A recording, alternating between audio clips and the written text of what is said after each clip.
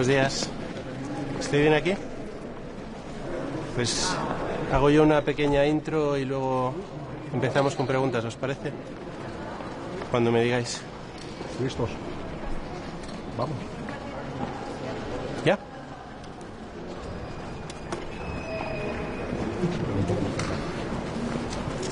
¿Todos están listos? Pobre. Okay. Vamos entonces. Bueno, nos reunimos esta tarde aquí en Bruselas en la reunión de ministros de Economía y Finanzas de la Unión Europea para tener una discusión sobre la situación de elevada incertidumbre y volatilidad que existe ahora mismo a nivel internacional como consecuencia de la guerra en Irán. Una guerra que está suponiendo ya efectos tangibles en nuestra economía. Como saben, desde el inicio de la guerra ha subido el precio del crudo en más de un 40%, situándonos hoy mismo por encima de la barrera de los $100 por barril. El precio del gas ha subido en torno al 90%, situándonos en torno a los 60 euros. Y aunque estamos todavía lejos de los niveles de la guerra de Ucrania, sí que es cierto que el efecto final va a depender de la duración en gran medida de este conflicto, un conflicto que está llevando a una situación, como he dicho, enormemente volátil.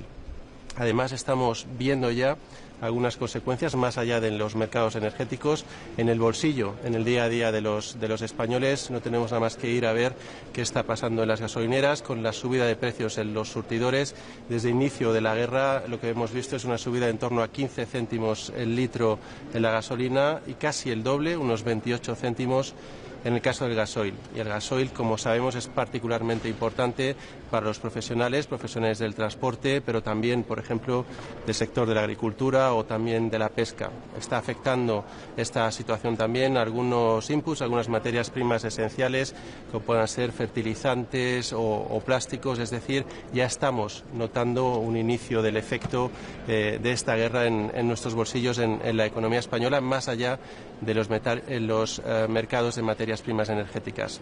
A partir de aquí, como ha señalado el presidente del Gobierno, lo que va a hacer el Gobierno español es proteger a los ciudadanos, a las empresas y a los trabajadores, como ya hicimos en el caso de la guerra de Ucrania. Tenemos claras cuáles son las medidas que pueden implementarse y vamos a ir poniéndolas sobre la mesa en función de cómo se vaya desarrollando la situación. Tenemos este libro ya de lecciones bien aprendidas de Ucrania, tenemos además la capacidad de responder de manera decidida y eso es lo que vamos a ir haciendo, como he dicho, en función de cómo se desarrolle la situación. Muchas gracias, estoy abierto a preguntas. Ministro, sobre las posibles ayudas del Gobierno, comentaba usted ahora el aumento del precio de la gasolina.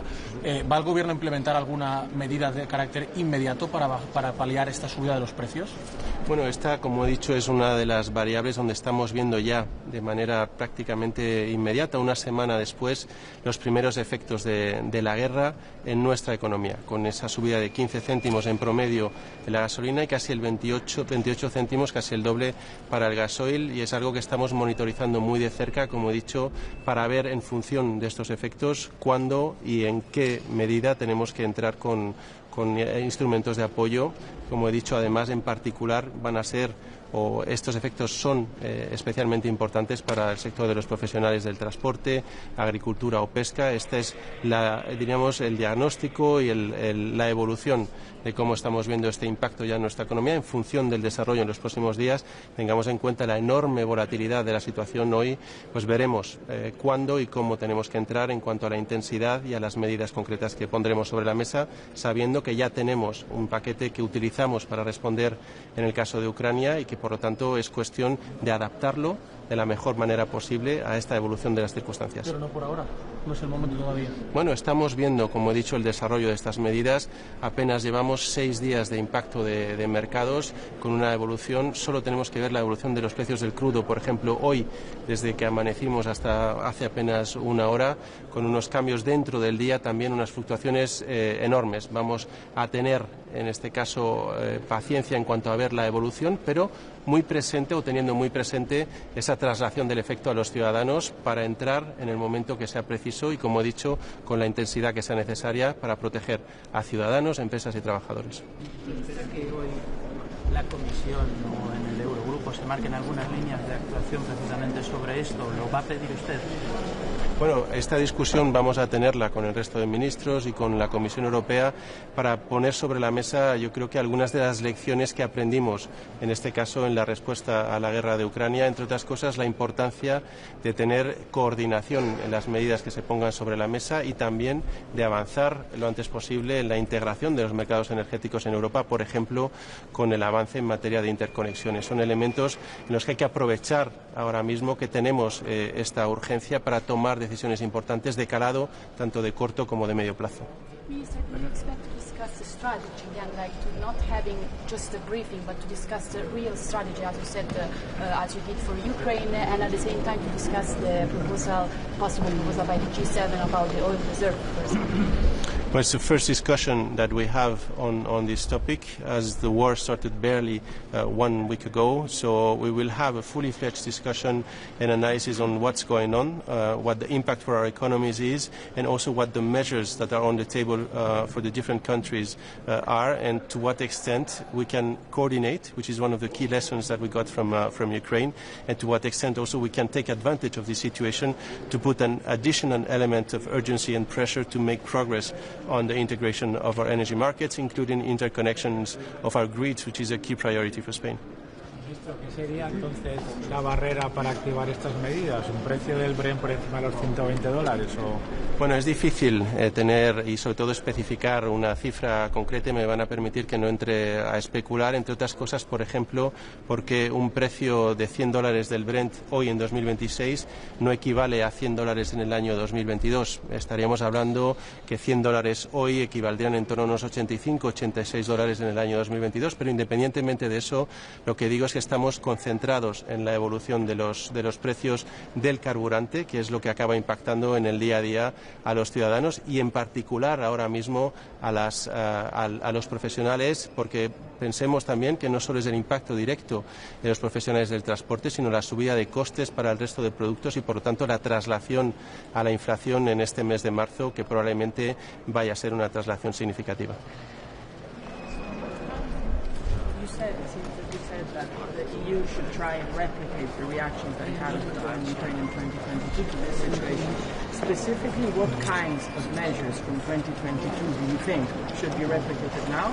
And a more political question, do you think that the European Commission was misguided or naive in saying that in welcoming the US-Israeli strikes on Iran? In welcoming, sorry? In welcoming the US-Israeli strikes on Iran and the regime change, given the economic consequences that this is having on Europe? Well, on the first part, as I just said, we have to learn and implement the lessons that we got from Ukraine and the response that we had as an European Union to the crisis at that point, to this supply shock. And amongst them, I think one key lesson was the fact that we need to go hand in hand. We need to coordinate all potential subsidies, actions, tools that we will put in place to protect our economies and our firms. I think that, of course, this includes not only the definition of the measures themselves, but also European policies such as competition policy or state aid policies, which should be also part of the discussion. And on top of that, as I said, to take advantage of this situation to also push for what is missing, amongst them a key discussion on how to go faster and further in terms of the grid interconnections in Europe.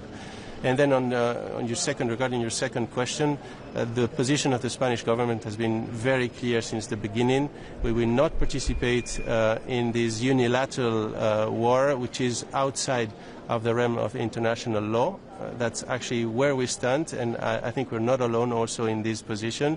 And what we're feeling, as you said yourself, is already the consequences of this war. We're feeling them not only in international markets in terms of volatility, but also in our pockets in terms of how fast also gas prices are increasing on a daily basis, basically 1 week after the war started. In Spain, just to give our example, gas prices have increased by between 15 and 28 cents per liter in barely 8 days. So we're suffering from those consequences. Therefore, the intense call from the Spanish government to stop this war and reconduct the discussions through diplomatic channels. La Comisión Europea, la presidenta de la Comisión Europea, con las declaraciones como hoy, que ha dicho que el bioorden mundial ha desaparecido, no le representa, pide a la presidenta de la Comisión Europea que se coordine con los Estados miembros. Bueno, yo creo que es importantísimo que demos un paso atrás y volvamos a lo que le he comentado, que es el origen de la posición del gobierno español, que además es plenamente compartida por la sociedad española, y es la no participación en una guerra que se ha iniciado de manera unilateral y además fuera del contexto del derecho internacional. Creo que esto no tiene nada que ver con un orden antiguo o un orden nuevo, simplemente tiene que ver con respetar algo que para la Unión Europea en sí ha sido, es y tiene que seguir siendo esencial, que es el respeto al derecho internacional, a los tratados internacionales, porque efectivamente nosotros además bebemos y nos originamos en esta normativa y en este refuerzo del orden multilateral basado en reglas. Esto yo creo que lo podemos entender perfectamente todos los europeos, y la posición del gobierno español está anclada fuertemente en este aspecto y en este argumento. Una pregunta más. ¿Le preocupa que Estados Unidos quiera aflojar las sanciones al petróleo ruso? Bueno, yo aquí creo que no es momento de especular contra en materia de sanciones adicionales o de medidas adicionales. Tenemos ahora mismo una situación ya suficientemente volátil como consecuencia de la guerra como para intentar entre todos, en este caso, calmar las aguas y avanzar para que estas consecuencias puedan ser las mínimas posibles para nuestras economías, a corto plazo en precio, pero si la duración de este conflicto se mantiene, pues por supuesto que también podríamos estar viendo impacto en actividad y por lo tanto en crecimiento para la economía europea, que es una de las más afectadas al fin y al cabo. Sorry. Specifically, what interventions are being discussed for addressing rising energy prices? Has there been any discussion of suspending or making changes to the ETS, or in other way making changes to the EU energy market design? Well, we will have the first discussion in barely a few hours, just 7 days after the beginning of the war.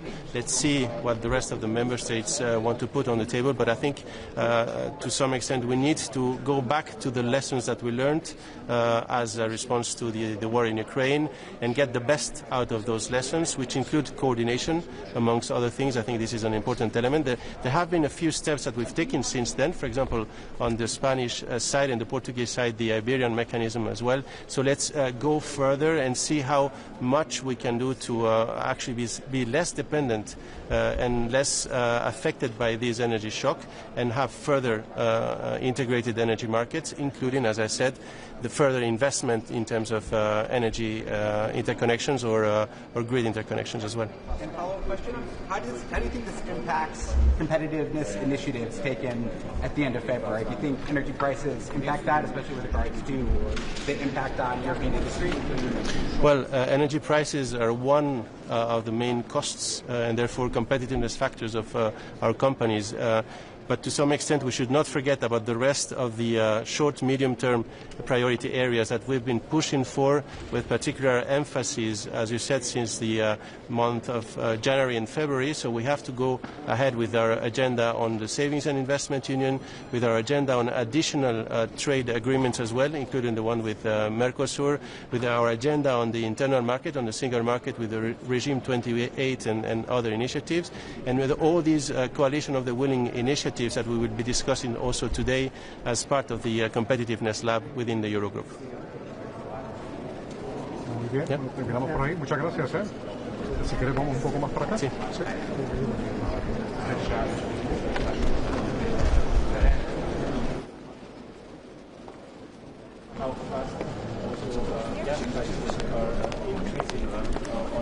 So, good afternoon. Looking forward for today's Eurogroup meeting.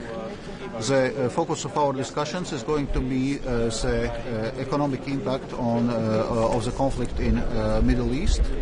So, in this regard, obviously, the economic impact will depend much on the duration and regional wideness of the conflict. So, in a more benign scenario where the conflict is contained within a couple of weeks, one can expect that it would not have major effect on the global and European economy.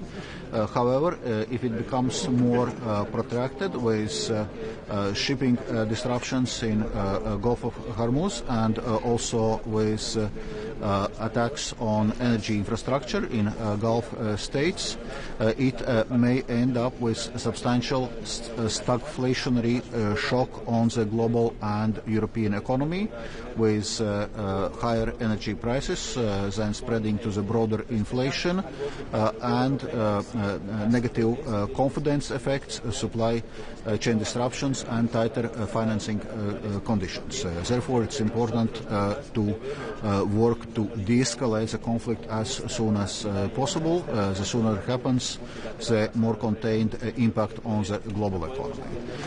The primary channel of impact on the economy is obviously through energy supply disruptions and energy prices. That's why later in an inclusive Eurogroup we'll have a dedicated discussion regarding specifically impact on energy markets and possible policy response. Thank you. Do you plan to go to the ministers with proposals on behalf of the European Commission to contain the prices, the energy prices? Indeed. From European Commission side, we have certain reflections on possible steps, and that's something we are going to discuss with ministers today. So one of the options which is considered is also the release of oil reserves to supply, to provide more oil supply during this disruption. Commissioner, all this crisis coming from the region. Do you have a contact, coordination with the countries that are affected by the war about the production of the energy, about the supplies? Well, indeed. So from European Union side, we are in constant contact also with Gulf countries and doing intensive economic outreach with a view to seek a diplomatic solution and to seek de-escalation as soon as possible. Thank you. Boa tarde, como estão? Tudo bem convosco? Pequeno susto. Nada de especial. Vocês na CNN é que puseram logo... Dizia uma coisa como se fosse uma coisa. Muito bem, não sei se posso... Bom, permitam-me que antes de uma declaração sobre a situação internacional e as suas repercussões económicas e financeiras, duas notas breves. A primeira, para manifestar o meu pesar pelo falecimento do Nuno Moraes Sarmento, quem eu era amigo, infelizmente não poderei estar nas suas exéquias fúnebres, mas partiu um bom cidadão, um bom político e um bom amigo. Eu costumava lhe dizer que ele era o Sarmento bom e, de facto, vai-nos fazer muita falta. A segunda nota, para saudar a tomada de posse do Sr. Presidente da República e desejar, naturalmente, as maiores felicidades e sucessos ao Sr. Presidente da República e a total colaboração institucional, naturalmente, por parte quer do Governo, quer, no meu caso concreto, do Ministério das Finanças. Relativamente a esta reunião do Eurogrupo e amanhã do Ecofin, será naturalmente muito marcada nos seus diferentes pontos de agenda pela situação que se vive no Médio Oriente e pelo conflito que neste momento decorre no Irão. E sobre isso, creio que é importante, em primeiro lugar, estabelecer que, naturalmente, as consequências económicas e financeiras deste conflito dependerão, sobretudo, da duração e da extensão do conflito. Quanto mais tempo ele durar e quanto mais se estender a outros países da região, maiores impactos terá no fornecimento de petróleo e gás natural, de onde uma parte substancial do consumo mundial vem exatamente destes países, não só do Irão, como dos países à volta, Arábia Saudita, Iraque, entre outros. Mas se de facto o conflito se perdurar no tempo e na extensão abrangendo a região, ou pelo menos uma parte significativa da região, há naturalmente motivos de preocupação. Por um lado, é importante que se olhe para aquilo que é o desafio da Europa.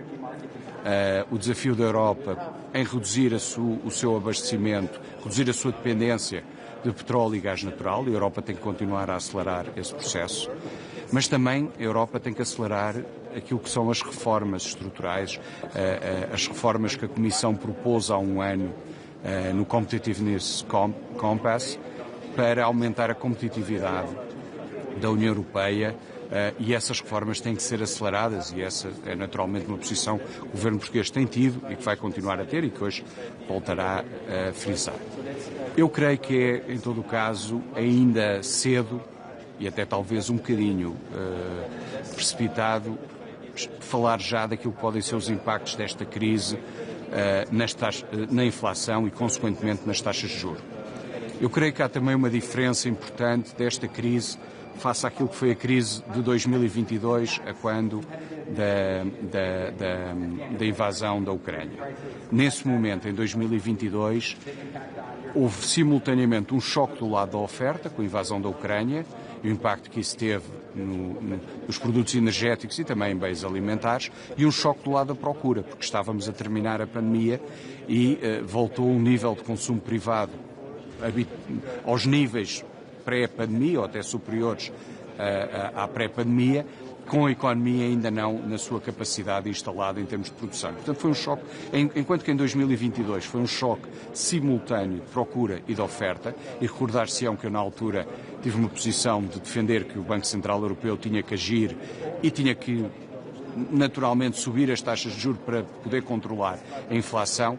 Eu creio que ainda é cedo para especularmos, nomeadamente na próxima semana em que haverá reunião do Banco Central Europeu, creio que é cedo para especularmos ou para antevermos para já subidas das taxas de juros.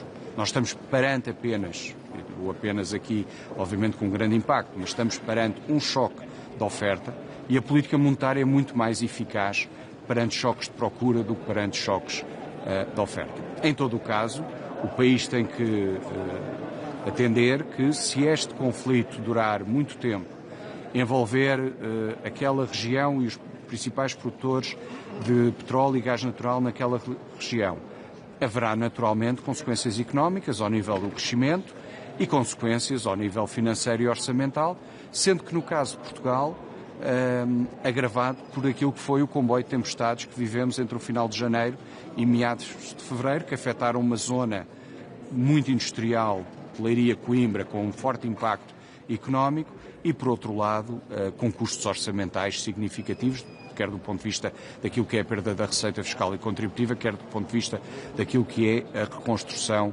daquelas zonas afetadas. E, portanto, nós olhamos com preocupação, naturalmente, para o desenvolver deste conflito, e teremos que estar preparados para que, caso o conflito se prolongue no tempo e abranja parte significativa daquela região, para impactos em termos do crescimento da economia e impactos do ponto de vista das contas públicas. Neste contexto, Sr. Ministro, nós mantemos o compromisso de ter as contas públicas equilibradas. Nós não podemos excluir situações de déficit, se as circunstâncias assim o imporem, mas nós continuamos com o compromisso do equilíbrio das contas públicas, da redução da dívida pública. Ainda na sexta-feira a Fitch melhorou o outlook de Portugal, mesmo já depois do comboio de tempestades e do início deste conflito. A S&P tinha feito o mesmo uma semana antes. É muito importante manter o equilíbrio das contas públicas, mas nós já tínhamos um caminho estreito em 2026, por causa dos empréstimos PRR. Eu fui aqui noutros fóruns dizendo isso nestes últimos 2 anos. Os bons resultados de 2025, que conheceremos a 26 de março, quando o INE divulgar as contas nacionais, permitiam olhar para 26 com o caminho um bocadinho menos estreito, mas agora, com o comboio de tempestades e este conflito, o caminho voltou a ficar bastante estreito. É importante que o país, como eu disse aqui há um mês, faça escolhas, mas o equilíbrio das contas públicas é muito importante, mas também é importante acudir às pessoas que foram atingidas pelas tempestades, recuperar a economia e tentar proteger o país dos choques externos que este conflito provoca. O desconto no ISP pode prolongar-se, até mesmo aumentar, se a crise energética se agravar? Eu agradeço a pergunta, porque permite talvez esclarecer alguns equívocos e, sobretudo, alguns equívocos que ouvi durante o fim de semana ao Dr. André Ventura. O que o Governo disse foi muito claro. A partir do momento em que, face ao preço que esteve em vigor na semana passada, portanto, o preço que estava em vigor no dia 6 de março, sexta-feira passada, quando o preço, face a esse referencial da semana passada, subisse mais de 10 cêntimos, o Governo devolveria, como já está a devolver hoje, o adicional de receita de IVA. E daí um desconto que esta semana é de 3,5 cêntimos no ISP, a que, somando o efeito da não cobrança de IVA sobre esse valor, dá cerca de 4,3 cêntimos de desconto no preço. Enquanto o preço do gasóleo ou o preço da gasolina, se vier a ultrapassar os 10 cêntimos, e volto a repetir, os 10 cêntimos é com referência ao preço da semana passada, com referência ao preço a 6 de março. Ou seja, os aumentos são cumulativos. Os aumentos são cumulativos. Portanto, se na próxima semana o gasóleo voltar a aumentar, esse diferencial volta a dar direito a um desconto cumulativo do ISP, mais o efeito IVA.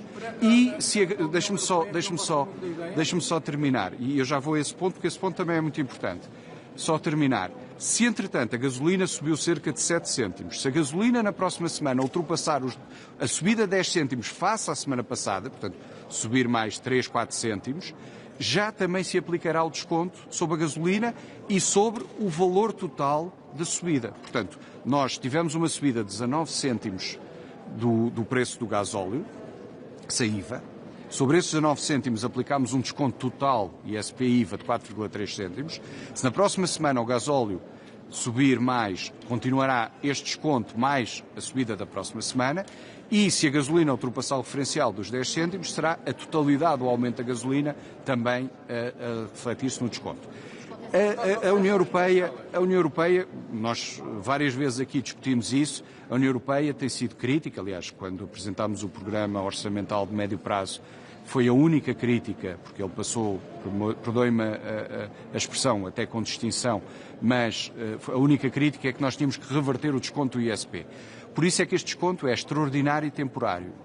Este desconto acoda a uma situação crítica, mas é uma situação que nós esperamos que se possa resolver a curto trecho, e quando voltarmos à normalidade dos preços da semana passada, nós reverteremos este desconto extraordinário e temporário e continuaremos a procurar reverter o outro desconto, cerca de 10 cêntimos, que ainda existe de 2022. Já gostaram da reunião do GCP sobre este apoio, ou não tem de fazer sendo uma questão temporária?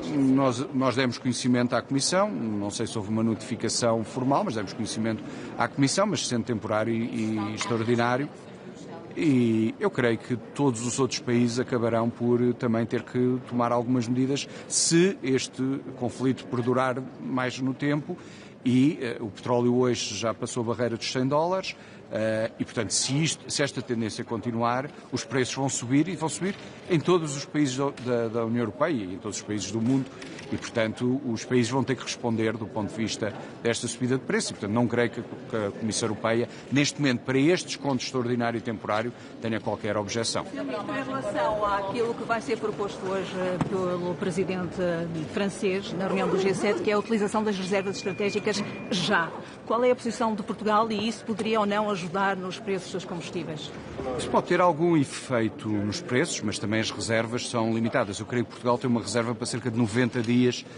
Estou a falar de cor, a minha colega do Ambiente e Energia terá seguramente dados mais fiáveis. Pode dar aqui uma pequena margem no curto prazo, mas também não podemos deixar de ter aquilo que é o objetivo dessas reservas, que é exatamente, numa situação de corte de abastecimento, os países terem capacidade para ir mantendo alguns serviços. E repare, nós não estamos a falar, ao contrário de 73, ou de 79 não tanto, mas ao contrário de 73, em que os países árabes disseram nós não vamos vender petróleo aos países ocidentais por causa do apoio que estes deram a Israel na guerra do Yom Kippur, nós aqui não temos um problema de abastecimento, temos um problema que o preço dos mercados internacionais subiu muito, quer o do petróleo, quer o do gasóleo, porque o gasóleo também é transacionado nos mercados internacionais. Mas as reservas Pode baixar um pouco, mas repare, se o conflito perdurar durante muito tempo, é um efeito temporário. E as reservas servem para situações de emergência em que haja cortes no abastecimento. Imagino que, de repente, não havia abastecimento de petróleo nem de gasóleo, como é que faríamos com as ambulâncias, com os carros dos bombeiros, com os carros dos polícias, etc. Portanto, a utilização de reservas é uma matéria, sobretudo da minha colega do Ambiente e Energia, pode ter aqui um pequeno efeito durante uma semana ou duas, mas tem muitas limitações. Não sei, é um tema que ainda não foi discutido no Governo, veremos também a posição do G20, mas é importante manter algumas reservas para situações que não é esta de corte de abastecimentos. Esta é apenas de subida de preços. A União Europeia tem mecanismos suficientes para evitar um novo choque económico? Eu creio que, mais uma vez, como eu disse no início, depende muito da duração e da extensão territorial desta crise. Creio que a União tem mecanismos de apoio aos países e à economia, mas o mais importante é continuar o trabalho de redução da dependência do petróleo e gás por parte da União e acelerar a agenda de competitividade. Há sensivelmente um ano, a Comissão apresentou uma agenda muito ambiciosa e nós precisamos de acelerar essa agenda para aumentar a competitividade da economia. Falou que se o conflito se prolongar pode ter um agravamento da situação, mas não deu um horizonte temporal. Inicialmente os Estados Unidos falavam em 4 dias, depois 4 semanas. O Irão diz que tem reservas de munições para 6 meses de guerra. Eu não conheço a situação no terreno do ponto de vista militar, nem tenho. Do ponto de vista da economia, veremos qual é a evolução. Eu creio que, sobretudo, se a tendência se consolidar de preços de petróleo mais elevados do que aquilo que foi a média dos últimos anos, nós vamos ter impactos no crescimento e, naturalmente, depois também impactos na inflação. Acho que é demasiado cedo para antecipar esses impactos do ponto de vista da inflação, mas temos de estar preparados para que a situação económica possa ter alguma deterioração. Se este conflito durar muito tempo, ou pelo menos durar alguns meses, pode ser suficiente para colocar em causa não a totalidade daquilo que era a nossa previsão de crescimento nossa e dos restantes países da União Europeia, mas para reduzir essas previsões face ao impacto. É o preço de apoiar os Estados Unidos, Não, repare, a decisão do conflito foi uma decisão dos Estados Unidos e de Israel. Nós, no âmbito da aliança e no âmbito dos acordos que temos para a base das lajes, os Estados Unidos utilizaram a base das lajes no contexto da resposta àquilo que depois também foram os ataques do Irão, não só a bases americanas e Israel, mas a conjunto de 12 países, incluindo Chipre, que é membro da União Europeia e da zona euro, e, portanto, nós estivemos na posição onde o país sempre esteve e onde nunca poderá deixar de estar. Muito obrigado a todos. Boa tarde.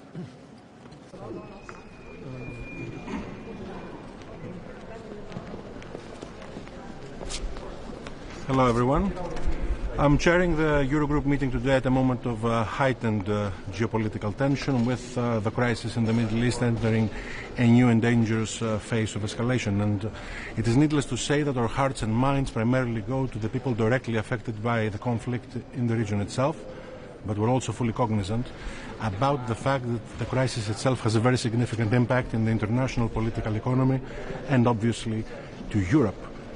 We understand that the impact of energy overall in the economy is significant. We see the spikes in oil and natural gas prices being obvious in the international headlines. But I would say that at the same time, we're fully cognizant about the fact that the impact that we see in various variables is also significant. We see the impact from the Strait of Hormuz. We see the impact being quite significant overall. We had originally decided to discuss energy policy before the crisis manifested itself. And needless to say, energy policy should be a topic that the finance ministers themselves would be discussing. Now, of course, we are in crisis management mode at the same time, and this duality in terms of policy is something which has been quite manifested in the hearts and minds of European policymakers in the recent years. So we have a dual mindset when we're trying to tackle the way we handle any type of policy agenda item in the recent years, and we will be doing the same thing today, both having in mind our significant responsibility towards the sustainability of European businesses, but also vis-à-vis protecting European households from significant spikes in terms of prices. The key word here is affordability. And the key word here is to also fully understand and monitor the fact that the impact that Europe can have from this crisis can manifest itself not only through prices in energy, but also through other variables, the cost of fertilizers, air traffic, and even the indirect impact of financing conditions. So we fully understand our responsibility, and we're fully aware about the fact that overall in all those types of issues, the Eurogroup has a very significant role to play, a very important role to play. Generally speaking, ensuring Europe's competitiveness, focusing on resilience on the one hand and growth on the other hand, is the key message that we have in front of us. This is the message of the Letta report, the Draghi report, the Savings and Investment Union agenda, how to channel savings into investments, how to increase the competitiveness of European industries, how to capacity build the European industrial base, how to focus on technology. On all of those issues, the key point is coordination, orchestration, and swift delivery. And this is what we plan to do in other topics that we will be tackling, such as digital finance, which is also a core element of today's agenda. Overall, throughout the world, people are focusing on that topic. In Europe, we have taken a very strong stance, a very firm stance on adopting the digital euro as a core policy agenda item, a public infrastructure, in fact. We plan to do something extra on top of that, unleash private innovation. Some countries are focusing on one policy agenda, others are focusing on the other. We're focusing on both. So we will be discussing how to properly do that and trying to see how to do proper risk management and unleash innovation at the same time. We know that we shouldn't miss out on this. When we introduced the euro in the past, it was one of the greatest financial and institutional innovations in history. In order to continue being at the front end of the frontier in terms of financial technologies, we need to continue innovating and adapting. And we know, for instance, that in the stablecoin discussion, Europe is not as far ahead as it should be. 95% of stablecoins in the world are dollar-backed. Only 1% are euro-backed. So we understand that we need to do more, and we need to do more quickly. And this is why this is going to be one of the agenda items which we will be introducing much more aggressively in the agenda of the Eurogroup. Broadly speaking, be the topic energy policy and crisis management, be the topic digital finance or any other element of the Savings and Investment Union agenda. I'll come back to a statement I made on the first day that I was appointed Eurogroup President by my colleagues. Strategy is delivery. We will be judged, we will be assessed by how quickly we will be able to deliver upon those policy agenda items. And I firmly believe that Europe has the capacity to deliver, and the time for decisions is now. Thank you very much.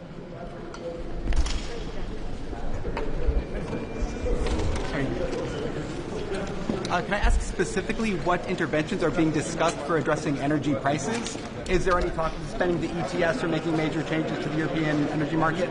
First of all, today we had planned to raise the energy policy discussion before the crisis manifested itself in the Middle East, as I mentioned. And there the core topics that we had in mind were the connectivity between the European member states and the fact that we don't have a single European energy market as we should have. This is why I mentioned before competitiveness vis-à-vis the European businesses as a core element in the discussion. At the same time, now we have a crisis manifesting itself in the Middle East. This means that we will be tackling both the short-run crisis management agenda and the long-run strategic reform agenda together at the same time in the context of the European fiscal rules, in the context of the European economic capabilities. We're open to discussing measures. It is a function of how the crisis will manifest itself in the coming weeks.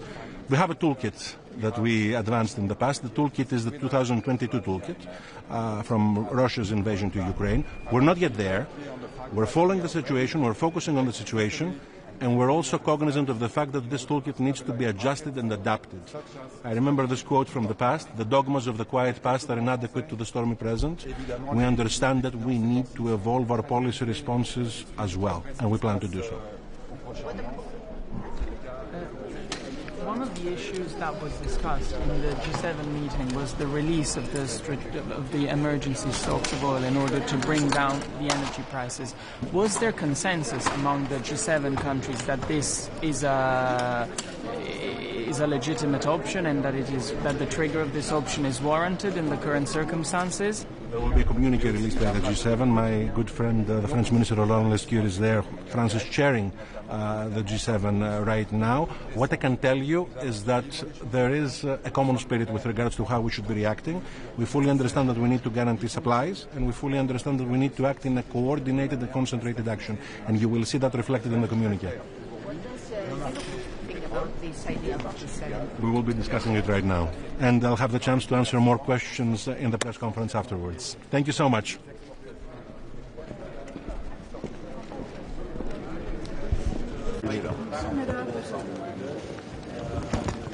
Mijn collega van de NOS wilde als eerste. Goedemiddag. Ja. Ik zie jou, Jolanda, en ik denk, ik ga gelijk naartoe. Hey. Ja.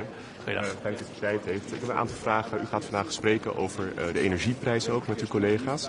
Wat gaat u inbrengen? Nou, we zijn hier vandaag in Brussel om over heel veel onderwerpen te praten. Eén daarvan is inderdaad de macro-economie. En er zullen de energieprijzen, de stijgende energieprijzen, uiteraard onderdeel van zijn. En de gevolgen voor onze economie.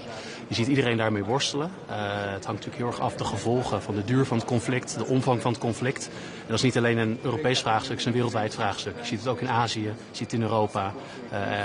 En dat gaan we bespreken met elkaar. Die prijzen, bijvoorbeeld bij de pomp, gaan nu al door het dak. Mensen maken zich daar grote zorgen over. Kijkt u naar concrete maatregelen om die prijs te drukken? Nou, ik begrijp die zorgen natuurlijk heel goed. Want iedereen voelt dit rechtstreeks in hun portemonnee. Dat is ook de reden waarom we in het coalitieakkoord hebben gezegd dat we die korting op die benzineaccijns ook verlengen. Dat we zien dat die prijzen heel hoog zijn. Ik denk dat iedereen ook nog heel vers in het geheugen heeft de Russische inval in Oekraïne. Wat dat deed met de energierekening. Ik benadruk wel, in die heftigheid, daar zijn we nog niet. Maar we houden het wel goed in de gaten, deze situatie. Maar die prijzen zijn natuurlijk wel nu al echt heel hoog. En ook, je ziet energiecontracten, de prijzen omhoog gaan. Is er dan nog niks concreets waar u naar kijkt om toch eventueel maatregelen te kunnen nemen? Die oorlog die kan nog best een tijd duren. Nou, dat weten we niet en dat is het hele punt. We zien nu een heftige marktreactie. Natuurlijk als gevolg van het conflict in het Midden-Oosten. Dat veel energie ook precies in dat gebied geproduceerd en geëxporteerd wordt. En daar heeft nu de hele wereld last van. Nogmaals, echt een wereldwijd probleem. Niet alleen Nederland, niet alleen in Europa. En dat is ook de reden waarom we het hier bespreken met elkaar. Maar op korte termijn moet nog niemand rekenen bijvoorbeeld op kortingen op de accijns, op lagere accijns op benzine. Nou, ik snap heel goed dat die prijzen dat het er echt op inhakt. Het is wel echt vers nu. We zien nu een heftige marktreactie. Maar hoe het zich verder ontwikkelt, dat weten we simpelweg nog niet. Het is echt afhankelijk van het conflict, hoe lang het duurt, welke omvang het plaats heeft. En of die straat van Hormuz, waar het eigenlijk nu de bron van het probleem is, of die ook weer veilig open gaat, zodat ook de energie weer kan stromen door die straat. Mocht het nou toch langer aanhouden, welke knoppen heeft u dan om aan te draaien? Ja, natuurlijk geleerd uit het verleden. Dus we hebben een heel gereedschapkist vol zitten van succesvolle, minder succesvolle maatregelen. Het is nog te vroeg om daarop vooruit te lopen. Het begint echt eerst met kijk, wat is er aan de hand? Wat zijn de gevolgen? Wat kunnen we in internationaal verband aan doen? Nogmaals, niet alleen een Nederlands probleem, ook niet alleen een Europees probleem, het is een wereldwijd probleem. Dat moet ook wereldwijd aangepakt worden. En u kijkt dus bijvoorbeeld ook nog niet naar de optie van een energieplafond zoals we dat bij de vorige energiecrisis hebben gezien? Ja, we zitten nog echt niet in die situatie van die vorige crisis. En nogmaals, ik snap heel goed dat mensen dat vers in het geheugen hebben. Want die schrik zat er toen goed in. Die prijzen stegen enorm. We zien nu ook heftige marktreacties, maar nog niet in de volle hevigheid als destijds bij de Russische invasie in Oekraïne. U wordt gezien als een toch wat strenge minister van Financiën. Is er wel geld om eventueel maatregelen te nemen als het wel zover komt? Kijk altijd naar de portemonnee van mensen thuis. Dat is natuurlijk de kern. Maar nogmaals, dat conflict is net uitgebroken. We zien nu heftige marktreacties. Maar het is nog te vroeg om daar uitspraken over te doen wat de structurele gevolgen hiervan zijn. Want het is pas een week nu gaande. Maar toch, die oorlog, als je nu kijkt hoe het ervoor staat, het zou inderdaad wel lang kunnen duren. Heeft u inderdaad wel die opties? Is er budget, is er geld om eventueel maatregelen te nemen om bijvoorbeeld accijns te verlagen? Ja, maar alles wat we zeggen over de duur van dat conflict is echt speculeren. Ik heb de Amerikanen en Israëliërs ook gezegd, het is een kortdurend militaire interventie wat wij hier doen. We zien allemaal het belang om die straat van Hormuz open en veilig te houden, zodat de energie weer kan stromen. Het is niet alleen het Europese belang, ook bijvoorbeeld in het Aziatisch belang. Dus het is echt te vroeg om daar nu uitspraken over te doen. Dus vooralsnog zal die hoge prijs aan de pomp blijven als het conflict voortduurt? Ik blijf bij wat ik hiervoor gezegd heb. Het is echt te vroeg om daar nu uitspraken over te doen. Dank u wel. Dank u wel. Eventueel de gevolgen voor de koopkracht, daar is nu ook te vroeg voor. Ja, traditioneel kijken we qua koopkracht natuurlijk in augustus naar de koopkracht. Maar als dat tussentijds nodig is, dan kijken we daar natuurlijk naar. Maar het benadruk nogmaals om te zeggen dat het conflict is nu een week oud. En het is echt te vroeg om daar uitspraken over te doen. Wat de verdere gevolgen zullen zijn, afhankelijk van de duur en de omvang van het conflict. Ja. En de E6 is al bij elkaar gekomen of gaat nog? Vanavond, ja. Vanavond, ja. Oh, oké. Want daar staat defensie-investeringen, of tenminste dat het echt rendeert. Nou, we hebben verschillende onderwerpen gedefinieerd met elkaar wat we als kopgroep op moeten pakken. Dus inderdaad, de defensie-investeringen is daar één van. Maar vanavond zal het hoofdpunt zijn echt die kapitaalmarktunie. We zien met z'n allen dat dat te lang duurt. Dus we willen echt al ons gewicht erachter zetten om dat verder te brengen. Dus we werken ook aan een gezamenlijke inzet. Om echt ambitie hoog te zetten, deadlines te zetten. Want we willen echt resultaten met elkaar boeken. Oké, en is het dan dus meer dan een praatgroep? Maar dat zou dan misschien een kopgroep met nog 3 andere lidstaten zijn. Om dan echt die versnelling in te zetten als 9 EU-landen met die kapitaalmarktunie. En dan de rest laten aansluiten? Of heeft dat geen zin? Nou, elk land natuurlijk aansluiten is natuurlijk goed, want we willen met z'n allen verder. We beginnen met deze 6, omdat dit de 6 grootste economieën zijn. Dus we willen echt ons economisch en politieke gewicht in de schaal leggen om die kapitaalmarktunie verder te brengen. En vanavond gaan we ook spreken hoe we ons beleid en onze inzet op elkaar kunnen afstemmen. En gezamenlijk ook die lat hoog leggen en ook deadlines zetten. Om ook de Europese Raad, die volgende week is, input mee te geven om die kapitaalmarktunie echt te versnellen, de voortgang daarop. Dus dat zal de hoofdmoot van vanavond zijn als we bij elkaar komen. Dus niet alleen maar de papieren werkelijkheid meer, maar echt concrete stappen. Dat is wat u wilt. Absoluut, ja. Absoluut. Het begint natuurlijk wel om die ambities op papier te zetten, dat we het ook eens worden. Maar als deze landen zich daarachter scharen en de regeringsleiders... En, nou, u zei het al, er sluiten nog een paar landen aan. Dan gaan we ook echt nu verdere stappen zetten. Ik kan niet genoeg benadrukken het belang daarvan. Want los van onze veiligheid staat onze welvaart echt onder druk. En de sleutel voor succes is die kapitaalmarktunie. En de euro, staat die nu onder druk gezien de hele situatie in het Midden-Oosten? Ja, dat kan je op heel verschillende manieren aanvliegen. Dat is niet het geval. Maar de kracht van een munt is uiteindelijk een uiting van de kracht van de economie. De Europese economie, dat is een van de grootste economieën van Europa, van de wereld. En tegelijkertijd staat het onder druk. We zien vergrijzing, we zien dat we veel investeringen moeten doen. Productiviteit loopt terug. Dus het is het belang van dat we blijven groeien met elkaar. En daar is die kapitaalmarktunie weer essentieel voor. Oké, maar de situatie nu in het Midden-Oosten, verslechtert de situatie van de euro niet? Dus loopt dat niet gevaar? Nou, alle economische gevolgen van het conflict, dat is echt te vroeg om daar uitspraken over te doen. Want wat ik net ook al zei, we weten niet hoe lang dit conflict duurt en wat de omvang van het conflict wordt. Dus alles wat ik daarover zeg is speculeren en dat is verstandig om dat niet te doen. Nog één laatste vraag over de kapitaalmarktunie in relatie tot defensie-investeringen. Zouden die dan ook extra vleugels kunnen krijgen? Ik kan even niet op. Nee, maar ik snap uw vraag. Kijk, alle Europese landen, ook voor onze veiligheid, zijn voor grote investeringen om in defensie te doen. Ik heb ook elke keer gezegd, ik ben een voorstander van gezamenlijke defensie-inkoop om meer veiligheid voor diezelfde euro te krijgen. Als elk land individueel gaat inkopen, drijven we prijs op. Ik vind dat zonde van dat geld, maar ik vind het ook zonde van onze veiligheid. En ik wil zoveel mogelijk veiligheid voor dezelfde euro. Dus ik ben een groot voorstander van gezamenlijk defensie-inkoop. Dat is ook een onderwerp waar ik me hier in Brussel hard van maak. Oké, dankjewel. What options are on the table to cushion the high oil prices for today's discussions? Right now we're just discussing the macroeconomics of Europe and all the elements that are influenced on that. And of course the energy prices is an element of that. And we're discussing that in an analytical sense. But do you have any estimates as to what the impact on the Dutch economy could be? And do you think that it could be as bad as the oil shock and the energy crisis in 2022? We're definitely not there yet. So if we compare those two, they're uncomparable yet. But of course it has an influence, not only for the Dutch economy, but for the European economy and for the world economy as such. Because we see also the consequences in Asia. So this is not only a Dutch or a European issue, it's a worldwide issue. Do you think the idea of opening and issuing these oil reserves in order to cushion the shock, is it a good idea and an idea that as the Netherlands you're ready to explore? Well, this is being discussed in the G7 format later today, and I will leave it there, and I will see what the outcome is. But of course, every measure that that's going to be put in place is more than welcome. Are you concerned that the US might push for loosening the sanctions on Russian oil? It's too early to speculate on that. And speaking of Russia and Ukraine, which will be a topic for tomorrow, if the Hungary does not relent its opposition to the 90 billion loan, in the short term, can countries such as the Netherlands front-load their bilateral aid to Ukraine in order to allow them to remain solvent for the foreseeable future? There are no alternatives yet for that loan package. Every alternative takes time which Ukraine does not have. So it's very important that we unleash this loan package. And for that, it's good that there is going to be a mission to Ukraine to look at that oil pipeline in order to solve this issue, and the loan package, as agreed already, can be opened up to Ukraine. Is joint debt one of the measures? No, I'm against joint debt. Yes, I'll leave it at that. Thank you. Thanks, everyone.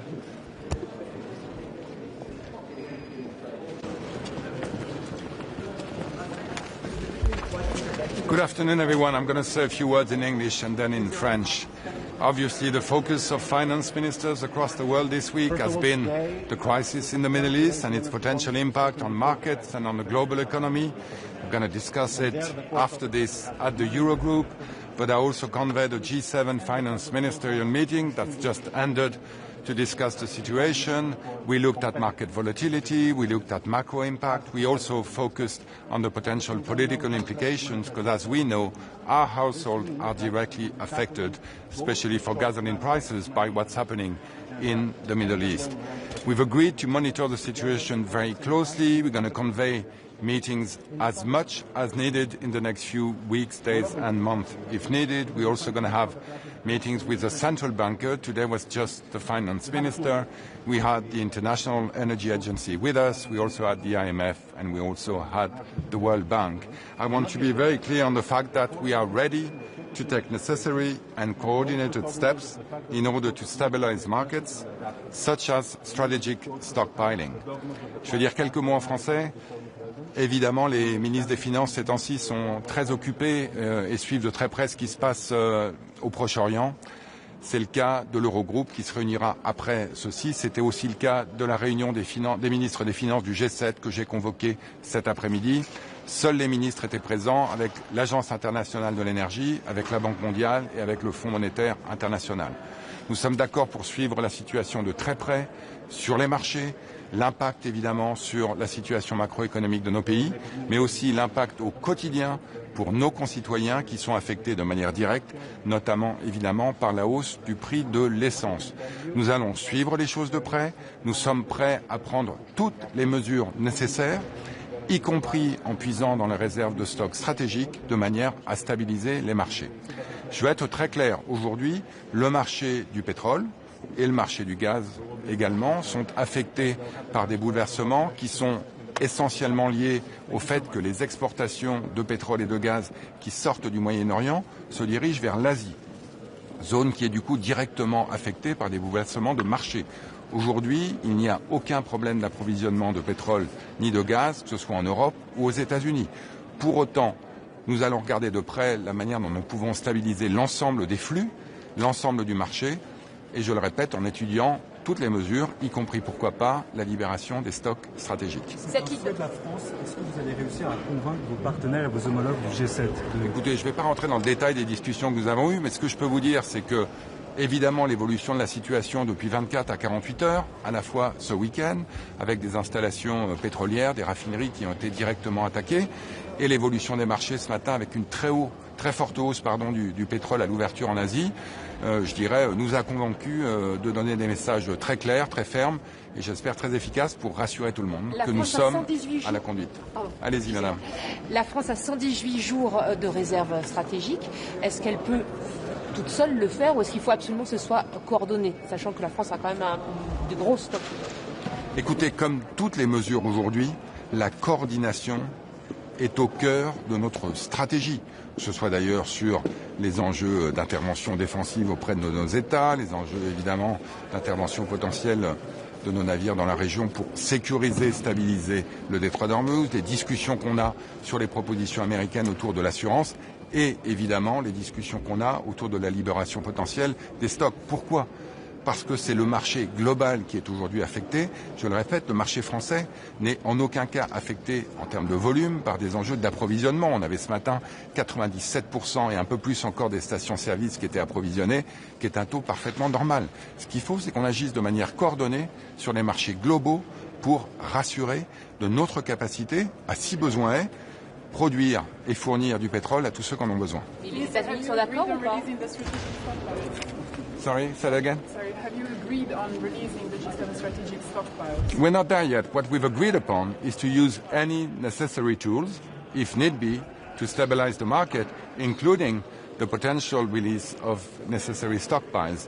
The work is going to keep on being done in the next couple of days. The International Energy Agency was with us, so we're going to keep on working. I think they're having a governing board tomorrow, and we obviously will keep you posted as we keep on working. Les États-Unis semblent ne pas être particulièrement favorables à l'idée de relâcher des stocks. Écoutez, vous aurez un communiqué du G7 qui est en train d'être terminé, qui j'espère va être diffusé dans l'heure qui vient, et vous verrez que évidemment, l'unanimité des membres du G7 était d'accord avec ce communiqué, et je pense qu'il répondra directement à votre question et qu'il vous rassurera sur ce point. Minister, anything could be done with the countries in the region concerning protecting the supplies, concerning maybe the production itself? Well, as you know, the president, my president, has been very vocal in making sure that we do everything we can to defend and protect our allies in the region. So France is going to keep on working on that front. Thank you very much. Merci beaucoup. À bientôt.